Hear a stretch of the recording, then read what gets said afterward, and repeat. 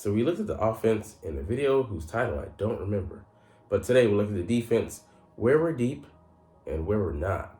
Where we could shore up some spots, bringing in some people, or cut the fat. What's up, it's your boy Cintron, come back with another analysis and finally / news video. And I kid you not, that's my real name. Man, I'm excited to do this one because the defense is the unit we're most uncertain about, most shaky. So this article, where are the Eagles deep and not so deep after the 2023 NFL Draft Defense Edition. So let's look at it right here. Milton Williams. All right, so these are projected guys to make the roster: Hassan Reddick, Josh Sweat, Brandon Graham, Nolan Smith, Derek Barnett, and Patrick Johnson. Maybe cut Patrick, because I think that's an extra spot that we could use someone else. And he could just be a body, but Robinson, Teron Jackson, Kyron Johnson, Matt Leo, none of them are anything special. Even Patrick Johnson, if we could somehow go 6 quality deep, man, that would be something. Derek Barnett, he might be mad because he's, the previous years that he had most of his not playing experience, but where he was most active before the year missed with the ACL injury, he committed 9 penalties, which is just too many, versus the splash plays and plays that he was able to give us on the field, negative impact. So, but he is, competent, and he knows the system, and we also have a contract with him with some dummy years on there, so I think we could cut him that easily. That being said, if we get, like I said, one more guy who can have an impact as a swing edged guy coming in on third downs or spelling our starters, man, that'd be great. Especially if Nolan Smith struggles, but I don't think he will, but I think he will be overwhelmed in some aspects. So, I mean, we still return guys who have 38 sacks. We had 38 sacks combined, which is great. So, I mean, we're losing out. But I think we have a good mix, man. I'd test our starting duo quality, our starters and our depth. I'll put them up against, in most teams, up against the league. We win out, hands down, most part. But you have Reddick, Sweat, who are veterans. They're here for at least two more years. Graham, great guy and a leader, and a young guy who gets to learn from all those other guys. And like I said, just one more piece would make this set complete. Give us really 6 quality guys who could be starters. Defensive tackle, we're also deep. Fletcher Cox, Jordan Davis, Jalen Carter, Milton Williams. Just those quadruplets there, man, solid. And you have Marlon and Morrow. I switched Marlon out here for Kentavious.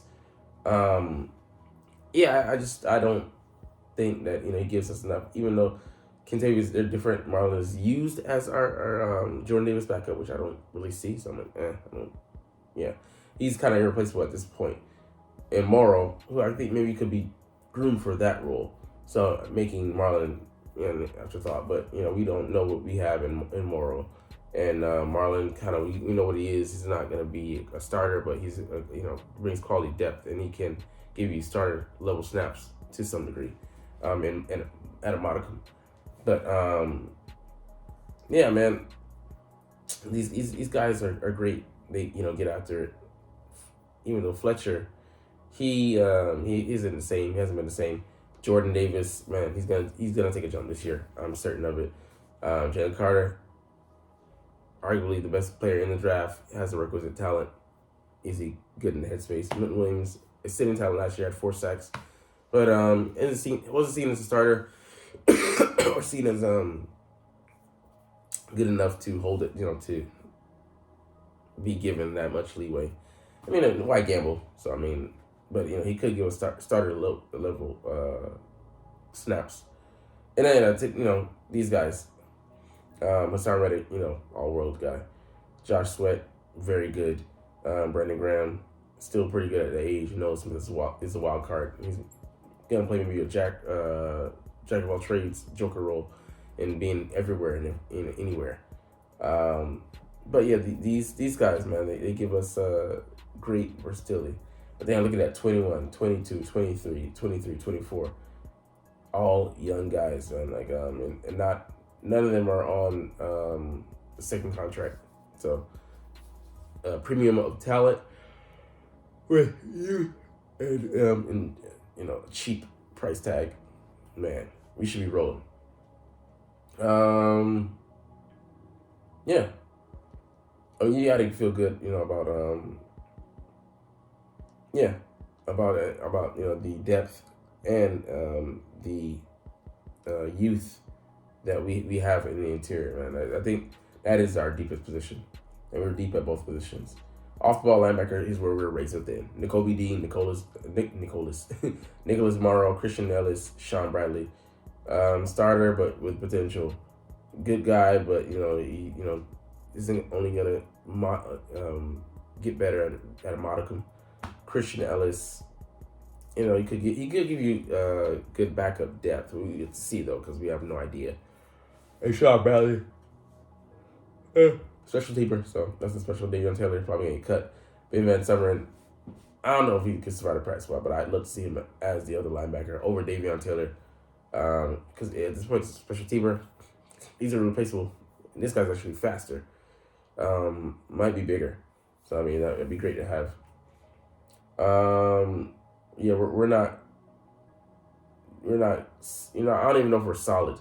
So, yeah, I do feel like we could add, linebacker at some point. Looking, combing through other rosters, the June 1st post cuts, and cuts in training camp. Maybe swing a trade. There still is the Arizona linebacker out there.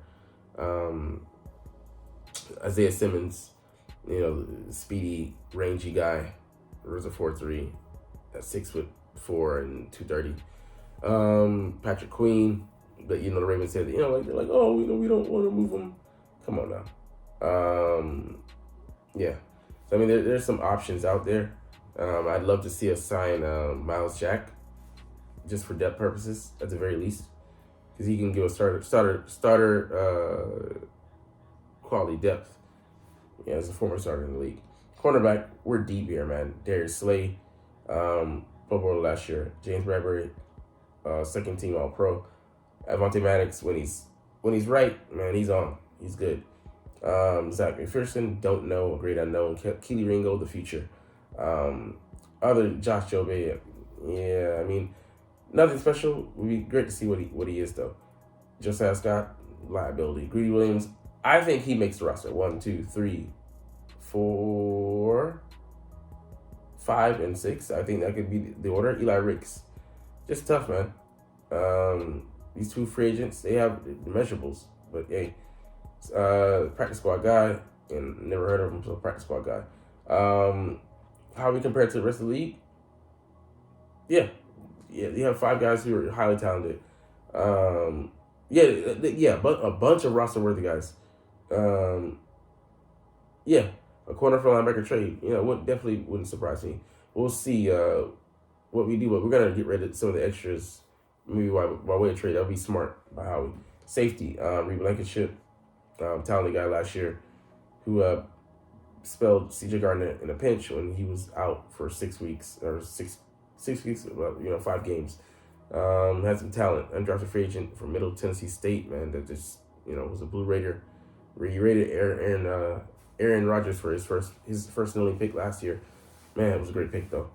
Terrell Emmons coming from Pittsburgh, talented guy. I think he'll show a lot. It will surprise some people. He's a very solid guy in coverage. Coverage and decent to above average, but he shines in the box. The biggest safety we have, 217, runs a 4.4. So I mean, he's got some athleticism. So we get to see how he plays. Sidney Brown, the guy I'm excited about, wild card. We don't know, is he going to be just a special teamer chiefly, or is he going to be a starter? Or he's gonna play in three safety sets because he's talented too. Stocky guy, 5'10", 210, 213, runs a 4.47. Yeah, man, the guy can hit and run. He's a missile. Had 6 picks last year, and he could be set up for success playing behind a solid duo of corners in James Bradbury and Darius Slay. Justin Evans, former second rounder. the Bucks that makes good sense for depth. Kevon Wallace, I think he misses out. 1, 2, 3, 1, 2, 3, 4. Reed Blankenship, Terrell Edmonds, Sidney Brown, Justin Evans. We could go 5. Yeah, it does feel like we're set, but we're not doing. We're gonna trade for a Buda Baker. Yeah, I mean, like, we don't need them to be stars. We just need them to be steady. If they can do that, we're punching above our weight. But that's the roster. We're deepest at corner, D tackle, D end, thin at line, at off the ball linebacker. Yeah, just those. But you can't. I mean, you can, but it's difficult to have superstars at every position. Even then, most likely it's gonna come back to hurt you with the cap. So, all right. Anyways, moving on to the next part of our day. 40 whiners, wah wah wah. All right, this new rule is interesting. It means NFL could flex potentially 2 Eagles games. We have a Thursday night football game already slated, but they can flex either one of these games. So they can flex the Cardinals game week 17, which one I prefer, but most likely they would flex the week 13 matchup between the 40 Whiners and the Eagles, which I would hate to see because it comes 4 days after our matchup with the Bills. Just would give us a short week, tough. It depends on who the 49ers have at quarterback. Make this a challenging matchup. It's already going to be a tough one on defense. With they could have put out the play on that unit, and it's I don't know if they could end up not doing it, but it would really hurt us. But it is what it is. The schedule's already tough. It make it already tough schedule, the toughest in the league, tougher. But hey, I say bring it on. If they're gonna do it, just do it. But I don't want them to show you showed us favoritism, but you showed them the Eagles' favoritism, but just flexing the week 17 game. Because the Cardinals, they said it'd be a lost cause, and game is a game, and you have to still go out there and play and win it. But I like them. I love if they flex that one instead of the week 13 game. But I'm cool with either because hey, I love challenges. Anyways, moving on to our last bit of Eagles news before we get into the general things around the league. Jordan Davis making major progress. The guy most likely showed up, slimmer, and most players make their biggest jump between the the rookie years, the first year, and their second year coming in. They have the routine down. They know how to study film. They know how their body reacts. They gotten used to playing a longer season, 12, 13 games versus if you make the playoffs, playing 19, 20, plus games. Now,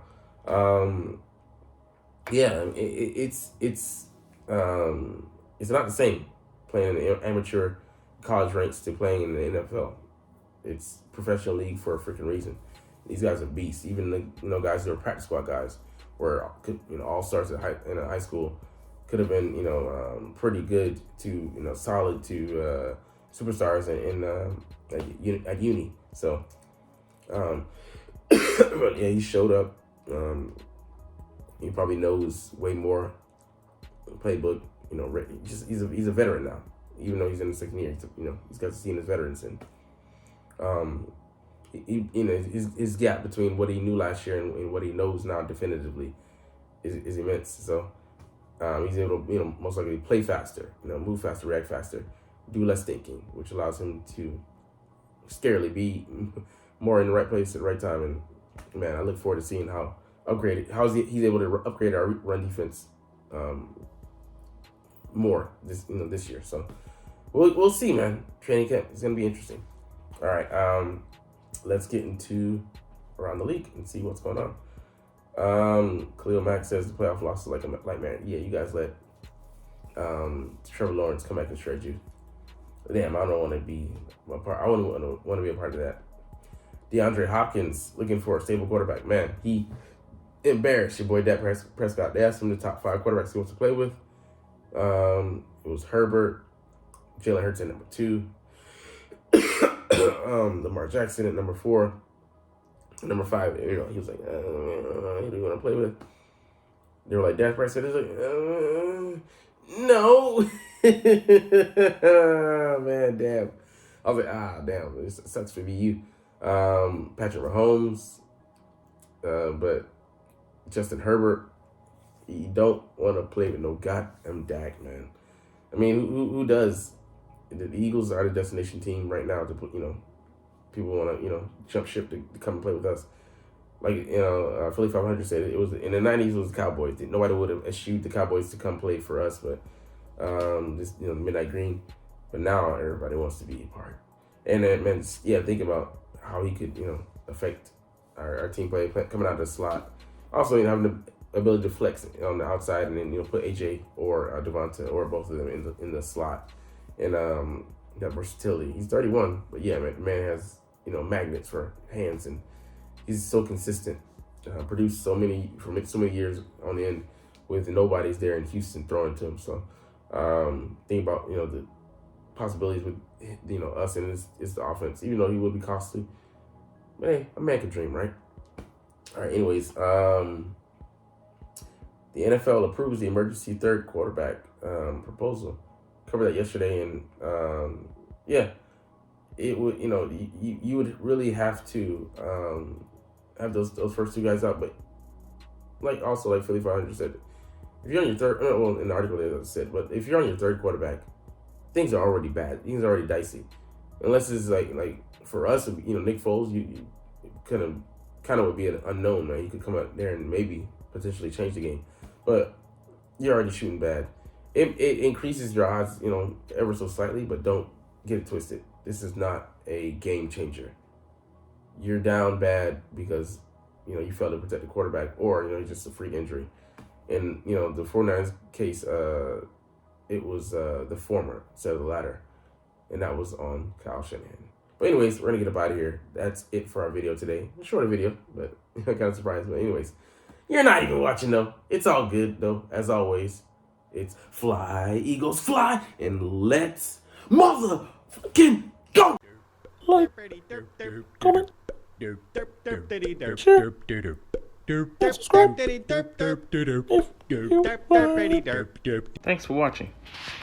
Check me out at Cintron, Cintron Anime, Cintron Life, or Cintron Laughs, or other social media.